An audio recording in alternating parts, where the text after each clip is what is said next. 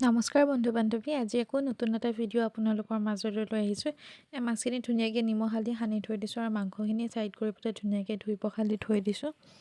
যিহেতু ঘৰলৈ আলহী আহিব ন, সেইটো কাৰণে গোটেইখিনি যা যোগাৰ কৰি লৈছোঁ। ফুলকবি এটা লৈছোঁ, যিহেতু ঠাণ্ডা দিন ন, ঠাণ্ডা দিনত এনেকুৱা পাচলিবিলাকে ধুনীয়াকৈ পোৱা যায়। সেইটো কাৰণে ফুলকবিখিনি ধুনীয়াকৈ এতিয়া কাটি কুটি ল'ম। চাওকচোন ধুনীয়াকৈ ডাঙৰ ডাঙৰকৈ কাটি লৈছোঁ। মই এনেকৈ ডাঙৰ ডাঙৰকৈ হ'লেহে খাবলৈ ভাল পাওঁ। আধা সিজা নিসিজা হৈ থাকে যে, তেতিয়া খাবলৈ ভাল লাগে। আৰু বিলাহী দুটামানো লৈ লৈছোঁ। আৰু যোনখিনি মাছ মই নিমখ হালধি সানি থৈ দিছিলোঁ, সেইখিনি মাছো মই ধুনীয়াকৈ ফ্ৰাই কৰি ল'ম। মানে চব্জি কাটালৈ সেয়াও ফ্ৰাই কৰি থাকিম। আৰু বিলাহীখিনিও কাটি লৈছোঁ। মই এতিয়ালৈকে পাচলিখিনি ধোৱা নাই দেই, যিহেতু জানেই ফুলকবিত সাৰ চাৰ দিয়া যায় ন, সেইটো কাৰণে মই ভাবিলোঁ কি গৰম পানীতে ভিজাই থৈ দিম। সেইটো কাৰণে বিলাহীখিনিও কাটি লৈছোঁ। এনেকৈ ইয়াতে গৰম পানী দি পেলাই ভিজাই থৈ দিম। বিলাহী মানে গুটিখিনি নাখাওঁ, গেছৰ প্ৰব্লেম হয় যে, সেইটো কাৰণে গুটিখিনি একদম ধুই পখালি ছাইড কৰি থৈ দিম। আৰু এতিয়া নতুন আলু ছিজন ন, সেইটো কাৰণে নতুন আলু লৈ পেলাই একদম ধুনীয়াকৈ এইখিনি গুচাই লৈছোঁ। নতুন আলু গুচাবলৈ খুব ধুনীয়া লাগে হয়নে? এনেকৈ চাকুপাত দি পেলাই এনেকৈ লৰচৰ কৰি দিলে একদম যায়ে বাকলিবিলাক।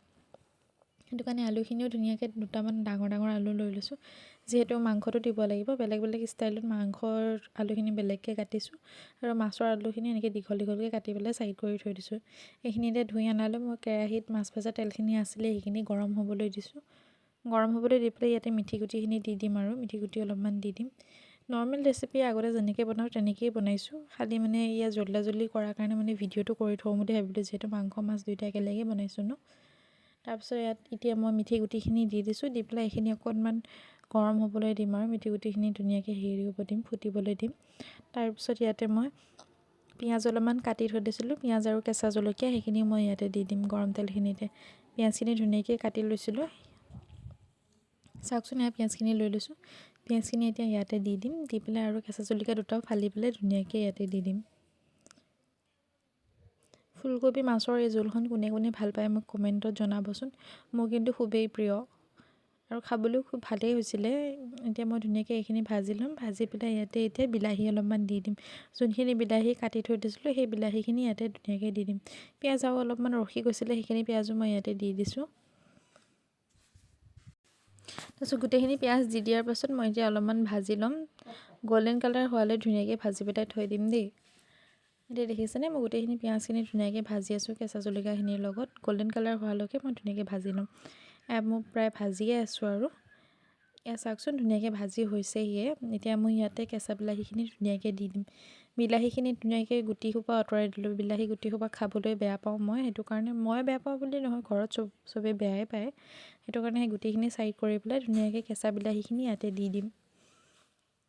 আৰু যিহেতু টেঙা জোল বনাইছোঁ ন, সেইটো কাৰণে বিলাহী অলপমান সৰহকৈ দিছোঁ।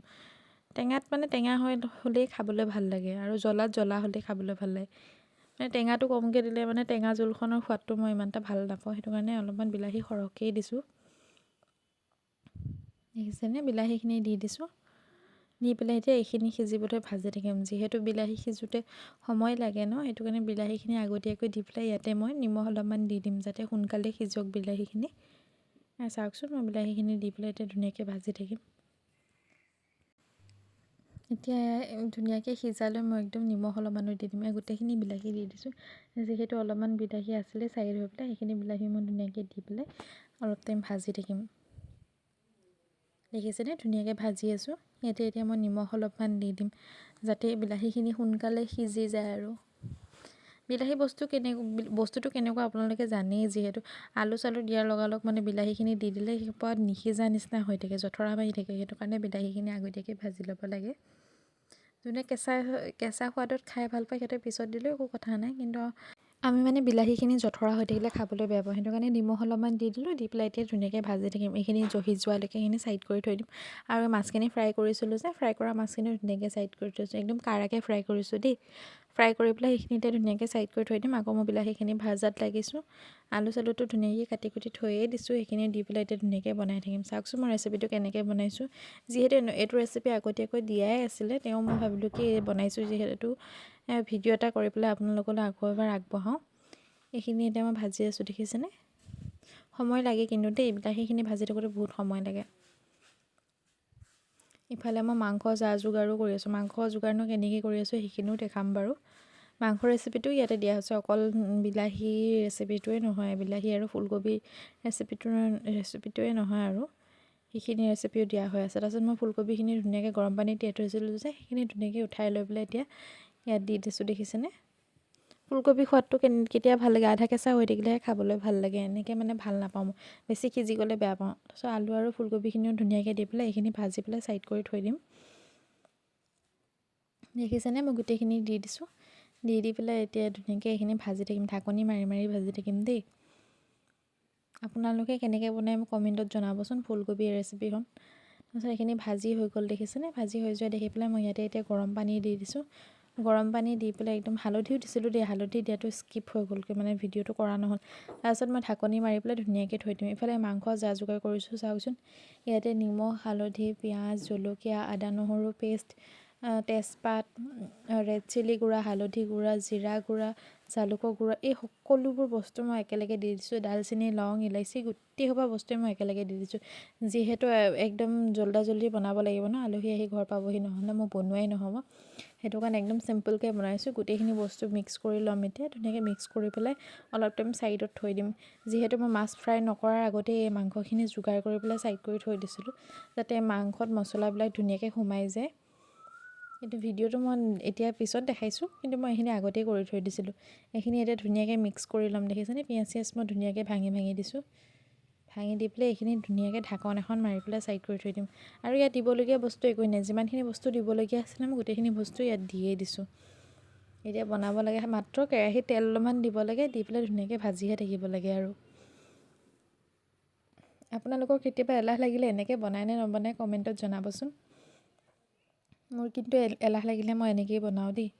তাৰপিছত সিফালে কেৰাহীও পাতি দিছোঁ, কেৰাহী পাতি পেলাই ইয়াতে এতিয়া কেৰাহীত তেল দি পেলাই গৰম হ'বলৈ দিছোঁ, দেখিছেনে? কেৰাহীত তেল দি পেলাই গৰম হ'বলৈ দিছোঁ। এতিয়া গৰম হোৱা দেখি পেলাই মই মাংসখিনিও ইয়াতে দি দিছোঁ। ইফালে মাছৰ তৰকাৰীও উতল মাৰিয়ে আছে ছাইডত, এইখিনি এতিয়া মই ধুনীয়াকৈ ভাজি থাকিম। আলুখিনি ডাঙৰ ডাঙৰকৈ কাটি দিছোঁ। চাওকচোন, মই এতিয়া এইখিনি ধুনীয়াকৈ ভাজি থাকিম দেই। মাংসৰ পৰা যিহেতু পানী অলপ ওলায়, সেইটো কাৰণে ঢাকন মাৰি মাৰি ভাজি থাকিলে মানে মাংসখিনি সিজি যাবগৈ। প্ৰথমতে ভাবিছিলোঁ কি মাংসখিনি ড্ৰাই ফ্ৰাই বনাম নেকি, পিছত ভাবিলোঁ যেতিয়া আকৌ ভাজি মানে হৈছেগৈ তেতিয়াহে আকৌ ভাবিছোঁ কি নালাগে, জোলকে বনাই দিওঁ বুলি আকৌ পানী অলপমান দি দিলোঁ। চাওকচোন নহ'লে কেনেকৈ বনাই থাকিলোঁ। ইয়াত এতিয়া ধুনীয়াকৈ মই ভাজি আছোঁ, চাওক ঢাকনি মাৰি মাৰি ভাজিছোঁ দেই। ছাইডত মই কৈছিলোঁ নহয় মাছৰ তৰকাৰীখনো বনাই আছোঁ বুলি, সেইখনো দেখাই দিওঁ বুলি আপোনালোকক ভিডিঅ'টোতে কৰি দেখালোঁ। গৰম পানীয়ে দিছিলোঁ, কিন্তু উতলটো মৰা নাই বাৰু। উতল মাৰিলে মাছখিনি দি দিম। এফালে মাংস ভাজাত আকৌ লাগিছোঁ। দুইফালে মানে একদম বহাই দিছোঁ আৰু সোনকালে হ'ব লাগে। এফালে ভাত বহাইছিলোঁ, প্ৰথমতে ভাতখিনিতো বনোৱা হ'লেই আগতীয়াকৈ। এতিয়া তৰকাৰীখিনি উতল মাৰিলে ধুনীয়াকৈ ইয়াতে মাছ দি দিম। এতিয়া মই আকৌ মাংস ভাজাত লাগিছোঁ, চাওকচোন।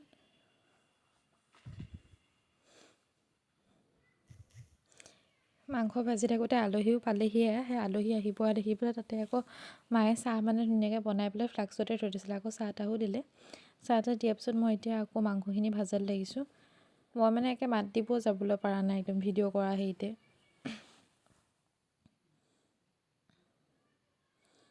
এনেকৈ চিম্পুলকৈ বনালেও খাবলৈ ভালেই হয় দে। কিছুমানে ভাবে কি এলাহকৈ বনাইছে, খাবলৈ বেয়া হ'ব নেকি, কিন্তু নহয়, এনেকৈ বনালেও খাবলৈ ভালেই লাগে। এতিয়া মোৰ মাংসখিনি ধুনীয়াকৈ ভাজি হৈ গ'ল, দেখিছেনে?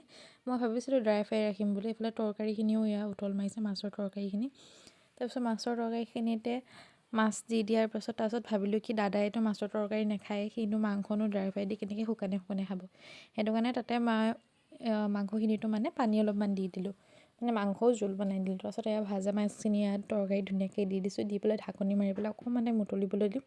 ইয়াতে আকৌ ধনিয়া পাতো দি দিম দেই। ধনিয়া পাত ধুনীয়াকৈ একদম লোকেল ধনিয়া, ফ্ৰেছ ধনিয়া আনি থৈ দিছোঁ, সেয়াও ধুই পেলাই ধুনীয়াকৈ কুটি কৰি পেলাই তাত দি দিম। মাংসখিনিও এতিয়া হৈছেহিয়ে আৰু। ইফালে মই ধনিয়া অলপমান কুটি পেলাই ইয়াতে দিবলৈ ওলাইছোঁ মাছৰ তৰকাৰীখনত। চাওকচোন ধুনীয়াকৈ ধনিয়াখিনি কাটি পেলাই এতিয়া মাছৰ তৰকাৰীখিনি দি দিছোঁ। আৰু এয়া ধনিয়া কাটি দিয়াৰ পিছত মই একদম গেছটো একদম অফ কৰিয়ে থৈ দিম আৰু। ধনিয়া দি পেলাই আকৌ উতলাই নাথাকোঁ। ধনিয়া কেঁচা ফ্লেভাৰটোৱে খাবলৈ ভাল লাগে ন, সেইটো কাৰণে ধনিয়াখিনি দি পেলাই একদম গেছটো অফ কৰি পেলাই ছাইড কৰি থৈ দিম। মোৰ তৰকাৰী বনাই হ'লেই আৰু।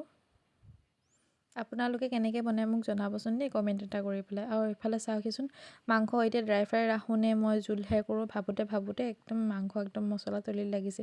তাৰপিছত মায়ে ক'লে যে পানী অকণমান দি দে, যিহেতু দাদাও খাব ন, সি নহ'লে ইমান শুকানে কেনেকৈ খাব। তাৰপিছত এয়া পানী দি দিলোঁ, পানী দিয়া অলপমান সৰহে হ'ল দেখিছেনে। তেওঁ একো নাই বাৰু, মই উতলাই সেইখিনি নাইকিয়া কৰি দিম। এইফালে মাছৰ তৰকাৰীখন চাওকচোন কি ধুনীয়া লাগিছে দেখিবলৈ, খাবলৈও খুব টেষ্টি হৈছিলে। মাংস যে ফ্ৰাই কৰিছিলোঁ তাৰে দুপিচমান উলিয়াই পেলাই ছাইড কৰি থৈ দিছোঁ, সেয়াও খাইছোঁ চাওকচোন। ময়ো খালোঁ মানে দাদাৰ কাৰণেও দুপিচমান থৈ দিছোঁ, সেয়া বেলেগকৈ থৈছোঁ আৰু এইখিনি মায়ে মই একদম টেষ্ট কৰিবৰ কাৰণে উলিয়াই লৈছোঁ।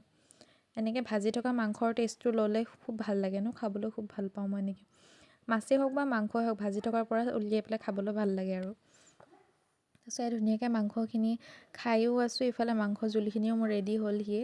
চাওকচোন এয়া পানীখিনি শুকাই গ'ল, শুকাই পেলাই কি ধুনীয়া থুপথুপীয়া হৈ গৈছেগৈ। এতিয়া মোৰ মাছ মাংস বনাই দুয়োটাই ৰেডি হৈ গ'লগৈ। আপোনালোকে ভিডিঅ'টো চাই কেনেকুৱা পালে মোক কমেণ্টত জনাব নাপাহৰিব। আৰু যদি ভিডিঅ'টো চাই ভাল পালে লাইক কমেণ্ট শ্বেয়াৰ আৰু চেনেলটো ছাবস্ক্ৰাইবো কৰি ল'ব। আৰু কোনোবা যদি নতুনকৈ আহিছে চেনেলটো ছাবস্ক্ৰাইব কৰি ল'ব, আৰু কোনোবা যদি আগৰ পৰাই চাই আছে তেন্তে ধন্যবাদ, এনেকৈ মোক মৰমবোৰ দি যাব। আৰু ভিডিঅ'টো সম্পূৰ্ণ চোৱাৰ বাবে আপোনালোকক ধন্যবাদ জনাইছোঁ। আকৌ লগ পাম নতুন এটা ভিডিঅ'ৰ লগত, তেতিয়ালৈকে আকৌ শ্বৰ্টছ ভিডিঅ'বিলাক চাবলৈ নাপাহৰিব দেই, শ্বৰ্টছ ভিডিঅ'বিলাকো চাই থাকিব।